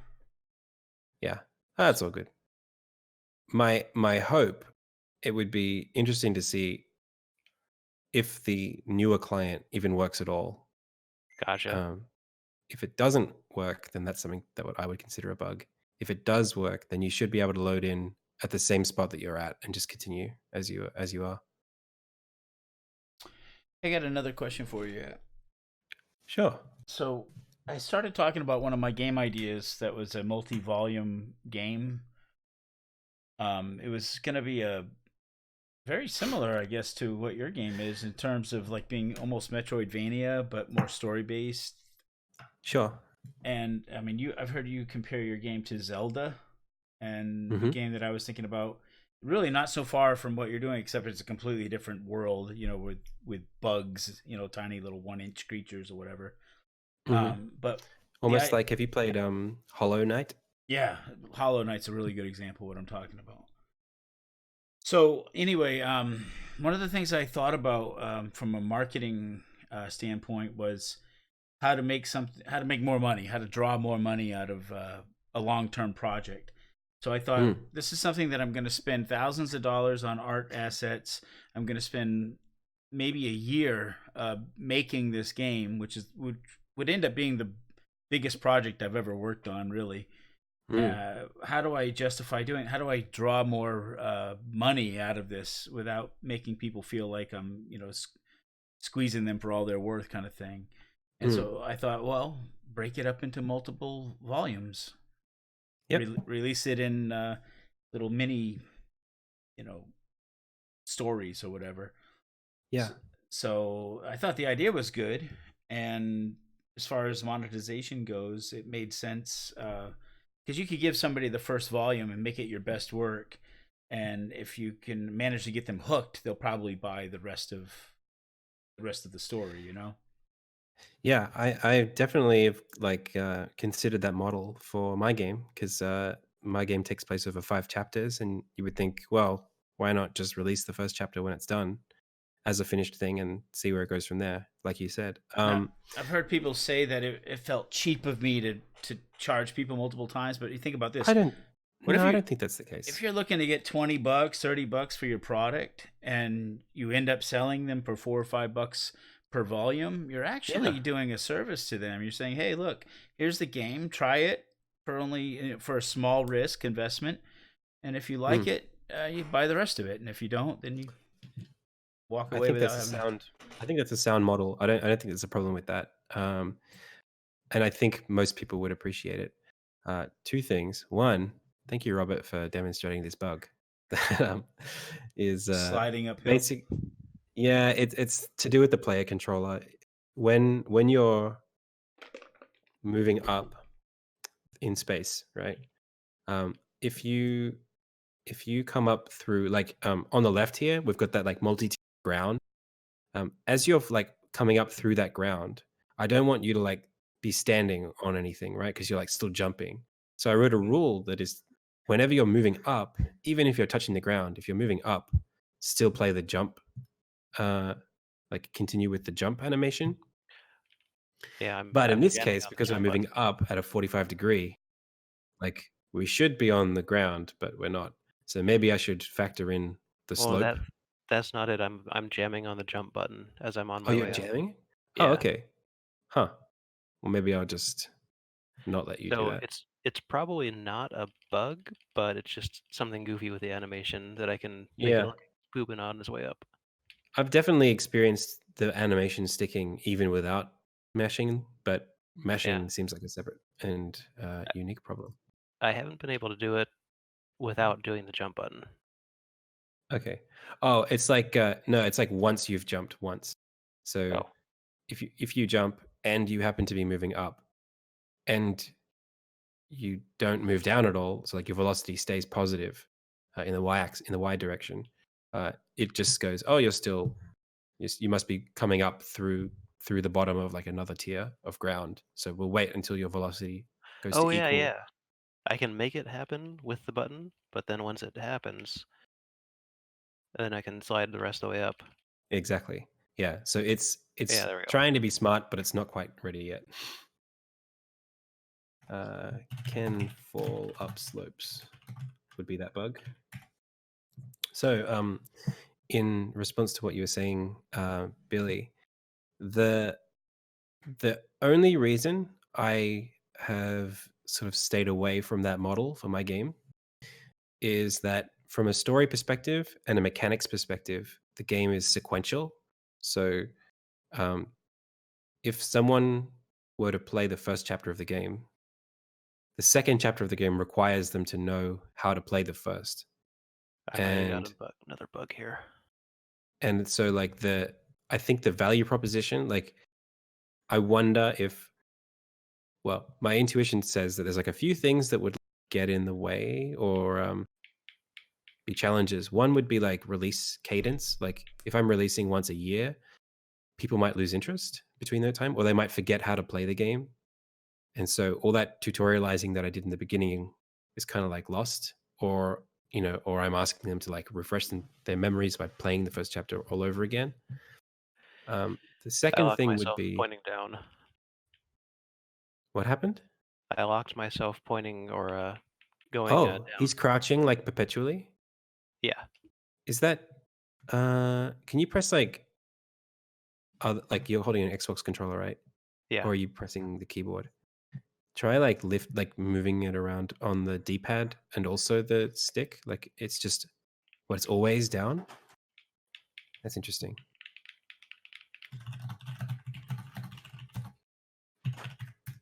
Oh, interesting. I was able to kind of fix it by looking at something. Yeah, that's weird. I'll And it still was note it on down. Thank when you I for was finding doing this right here. that. Mm-hmm. Let's see.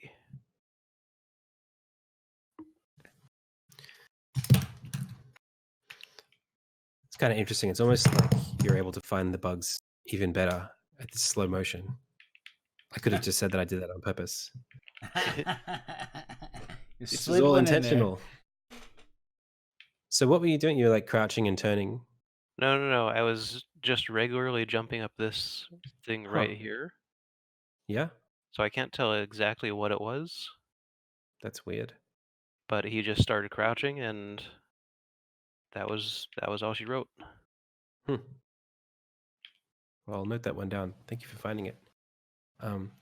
Yeah. So Billy, the only other thing was, so there's the thing about people like losing interest or forgetting how to play the game, and in Oh, this I did game it it's again. kind of complicated. And then the other thing would be like, I did it again. right? What happened this time? Anything different? Or more clear, like what hang on. inputs you had to do to get that to happen? Let me try and clear it again here. Okay.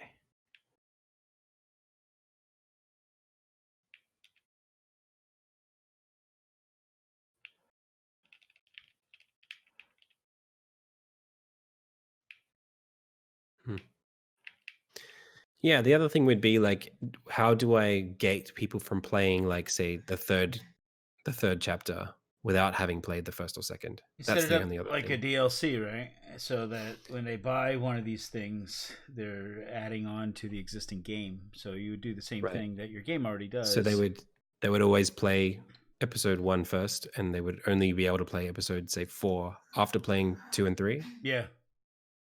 Okay. So I mean, the idea is that they still have to go through certain checkpoints before they open up those levels that they purchased.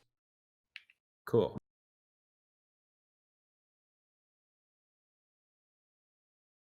You found something That's else? insane. How did you do that? Looks like standing in the window. How did you do that, my friend? I'm now soft or hard locked. Wow. And can you pause? I know what's happening. It looks like you're standing in the window. What's happening is, I think you're. Wow. Okay. Here's what I think is supposed to be happening. The player is supposed to be walking towards the merchant in like an automated way to start the cutscene to talk, to begin the buying process. However, you are not grounded, but you are grounded because there's like a ground collider in the background. Maybe, I don't know. I'm gonna have to like test that myself. I think I'm I gonna do found. it right now. Write it down. Yeah, I'm writing that one down. Thank you so much. Oh, come on. Is that snapping down? Something? That might be a controller thing. It might have been, yeah. Do you mind, since you're running the client again, do you mind opening the November one? Oh, yeah, rather yeah. than the October one? Let me. That could be a controller thing. You might be right. So it might not be a bug. I think. Well, it's still a problem. I think it's a oversensitive. Right now, I check to see if you've done anything, like if you've pressed, if the analog stick has any value beyond 0 at all. But that's obviously, you know, if the controller has drift, which many controllers do,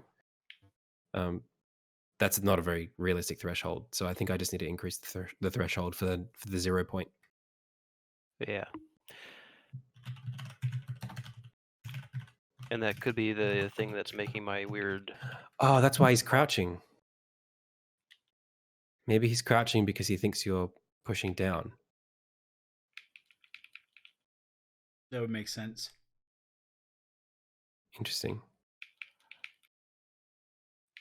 Have you had the controller plugged in the whole time? Yes. Have you tried unplugging it at all and seeing what happens? Not yet. Okay, I want to see if I can get the crouch thing again. sure. I mean, it looks okay now. It looks like it's got it figured out. I was able to somewhat reliably do that when I was in the other area, though. And are you using the analog stick or the? The analog stick, yeah. Does the D-pad work for you at all? No. Gosh darn it! I'm gonna have to figure out how that works. In the code, I've got it. I thought it was the 6th and the 7th axis. Do you know? I was going to say Almighty, but I'll say Billy. Billy, do you know like what in Unity are you using a third-party input controller for your stuff, or do you not have gamepad support?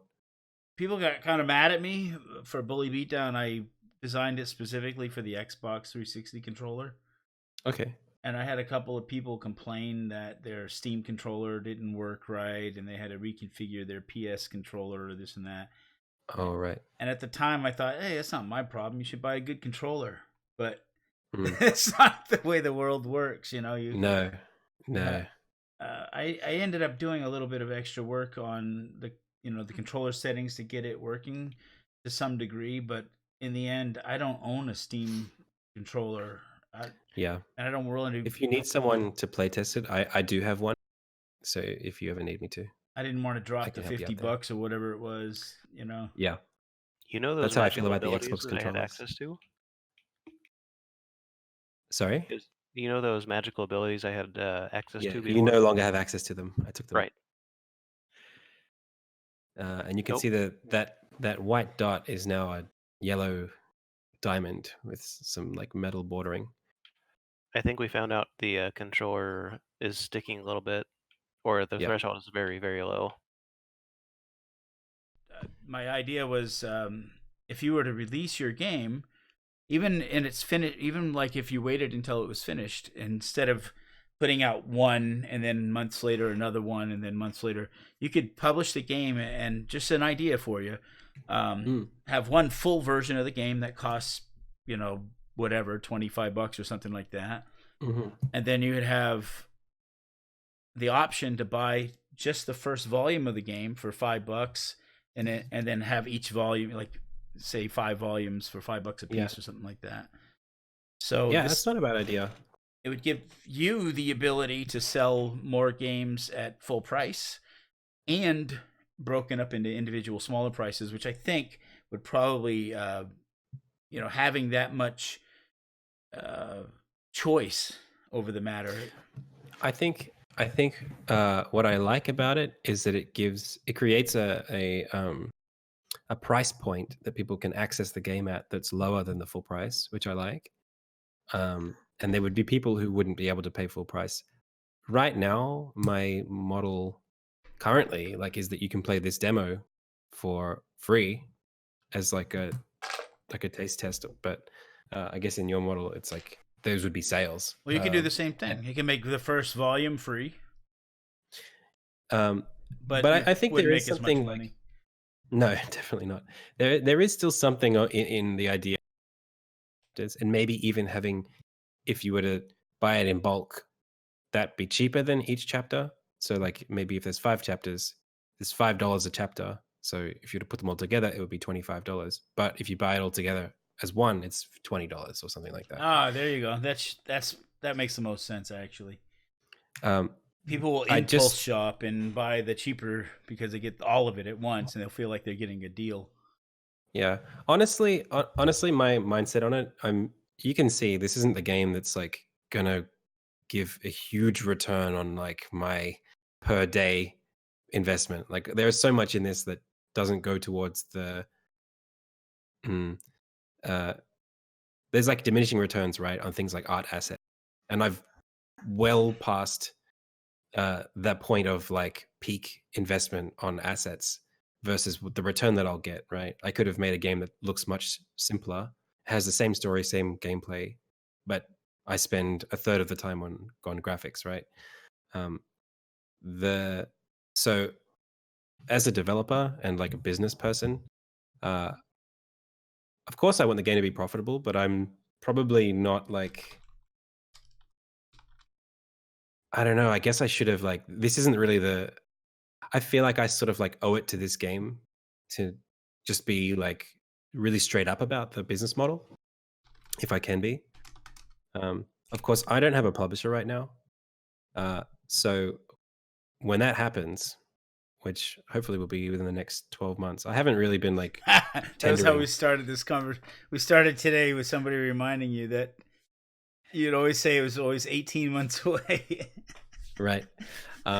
So I mean, I have been having some conversation, just like with people who are in a position to, think about funding the game and stuff. When I'm ready to have those, to like sign some stuff, I imagine that they will have something to say about the release model. And so I may just defer until that time comes to settle on like, okay, how do we market this game? How do we distribute the game? What makes sense? If we need to pivot a little bit on what the game is, then maybe we do that. Right now, though, the game's pretty squarely positioned as like a buy it once, play the whole thing till it's finished. And I know that that's not like the most hot model right now. I know that's kind of like a bit old school. Well, you do what you got to do, man. I mean, I've been Well, who doing knows? this. Maybe that's not what I got to do. I've been doing game design probably about as long as you have. I mean, professionally. Yeah. I think it was around 2014. You and I have gone about doing things differently, but it doesn't mean that one of us is right. We just do what we do, you know? To your credit, you've got an income, which is really important if you want to make games or do anything. My income's not technically coming from game design anymore. It's coming from teaching.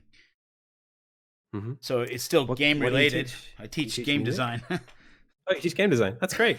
Yeah. I mean, I have 8 courses on Udemy. I've got about 10,000 online students, and it's going well for me. It's enough to pay my bills every month, but it's not enough to make me rich. You know, I'm just scraping by, you know? Yeah. That's still really awesome. What kind of like content do you teach? Is it programming or is it everything? Yeah, Unity, C#, Blender, this kind of stuff, you know? Man, I got to get in on that. 2D animation. Whatever I feel like teaching. Like, I think I'm going to be doing a course. What was it? I just thought of this recently on localization, like teaching how to create localization, like with spreadsheets and that sort of thing. I think this is something that a lot of people probably have an idea how to go about doing it, but it ends up being a little bit convoluted and complex and a little bit overwhelming for the average person. And providing a course that actually demonstrates how you could accomplish localizing your game by creating a spreadsheet, writing everything in English that you understand, and then leaving language, columns open for different languages. And then just hiring somebody to fill in those blanks in those spreadsheets. It's so much easier than. So this is something that I could probably add to my collection. I've got a lot of ideas, but this is probably the next one I want to do. How long do you usually spend working on a course before you release it, or like a? Well, it depends on, like, my courses generally end up being about 8 to 10 hours of recorded video, which translates to about a month of work, you know. Okay.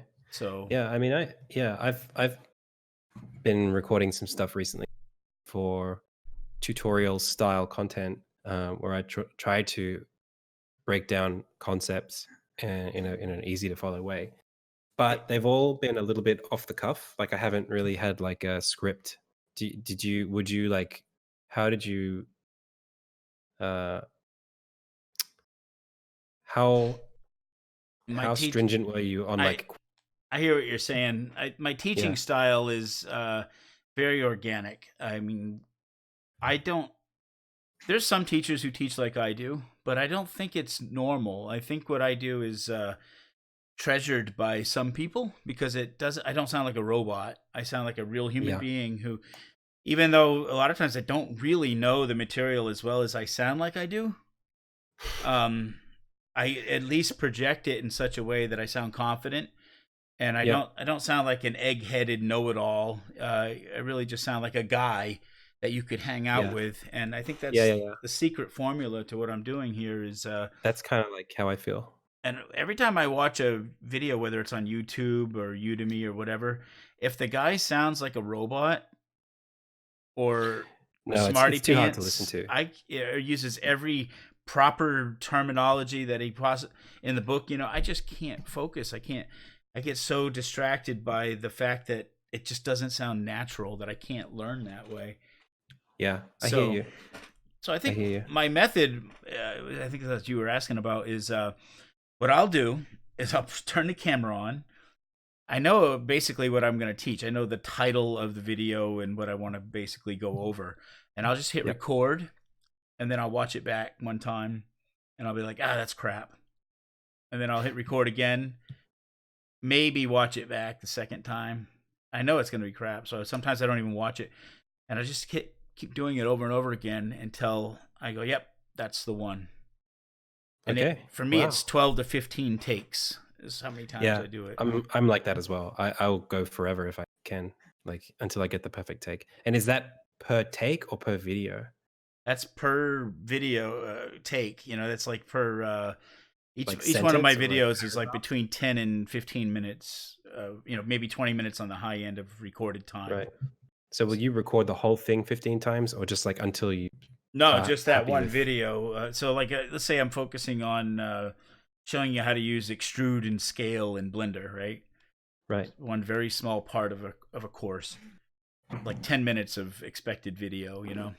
I'll probably spend an hour and a half recording that over and over again until I get the right take. Of course, that's a small part of the job. If you've ever done video editing, you know what's to come next is you got to go and splice out all the ums and uhs and and empty space, space, and sometimes I repeat myself. I say this. I drive people nuts in ordinary conversation because I tend to repeat myself often, and this comes from being a teacher, from being an online recording teacher, because I say the same thing in 3 different ways, and then I save the one that sounds the best. Yeah, I've been starting because I know that I'm uploading some of my. I've actually been starting. If I do a mistake as I'm talking, I will just like reset as if I'm on a set of like a TV show or something, and just like start from the beginning of the sentence again. Yeah, in the middle of the video, and then later on just cut it out. Just edit it out. Exactly. As if you never stumbled, Yes. And so when you watch my videos, I am really careful about not creating like little hiccups in the video too. So you don't see my mouse jump across the screen or anything like that. I've gotten used to letting go of the mouse while I talk, so that's really handy. From years of experience, I've gotten used to this because I know during the editing later on, if I'm moving my screen around or whatever while I'm talking, it's not editable. You can't do anything with it. Yeah, I feel that. I did the same thing with like where my head is, because if I'm taking stuff from the stream, I've got my face cam in there, and that can be a point of disruption as well. Like if I'm looking one way and now I'm looking the other way, or I'm blinking or something like that, it's like another layer of stuff that could be jarring. Oh, that's another trick to my trade too, is I don't, even though they highly recommend putting a talking head video in your lessons, I don't do it because of the editing. Like if I had to edit, you'd see my head move around and I look like Max Headroom. I don't know if you know who that is, but I know who that is. Yeah. My age is showing. Blast from the past. Yeah. Max Headroom, blippy, you'd end up looking like that. So I think Robert fell asleep. No. Oh, he's still with us. Yeah. Let's wrap this up. Robert, thanks for joining us and trying to break Adam's game. Thank you, Robert. No problem at all. I wouldn't have known. Go ahead. Oh, I was going to say I wouldn't have known about some of the more major ones that you found, the the first one specifically, but including there's a few that you just watching you run into them, even if I hadn't written them down, and now I have. So Okay. I'm indebted to you. No problem at all. Like I said, if you build a new version specifically for just the single game speed thing and want me to test it out, just let me know on Discord. Oh, that would be great. Thank you. Mhm. Awesome. So this has been a lot of fun. This was my first time having a guest on my channel for the purpose of checking out their game and breaking it, like I've been doing with my game, or what Robert's been doing with my game. So it's been fun. I always enjoy listening to you, Adam, and watching you work and stuff like that. You're a really kind and gentle soul, and so it's been an honor having you as my first guest here. No problem. If you ever want to do like a revisit on this, once you've got like I don't know what your plans are for having like the face cameras and stuff, but if there's something that's a little more glamorous production wise that you arrive at and you want to like revisit this, I'd be happy to oblige you there. Yeah, and absolutely. you're working on it. I'll let you know. Happy to oblige you. Now, I wanted to point out anybody watching, well, probably most of the guys watching are your regular watchers anyway.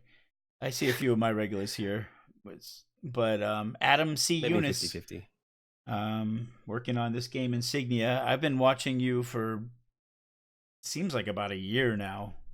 Yep. And I wouldn't say that I am a regular, but I do pop in once in a while and say hi, and usually. Yeah, I appreciate it. You know what my favorite thing is? I'm just going to share this with you because, I'm a developer, and I think what I appreciate most about watching you is your pixel art is amazing. I think it's really nice. Again, Adam, nice having you. We'll talk in your chat, I guess, sometime soon. For sure. Thank you so much, Billy. I'm really grateful for you taking the opportunity to let me show my very slow game today. It's been a lot of fun. Thank you again, and thanks to chat. I will see you all on Monday, I guess. Your Sunday night. Great. All right. Man. Peace. You too. Thanks again, and catch you later. Bye-bye. Bye-bye.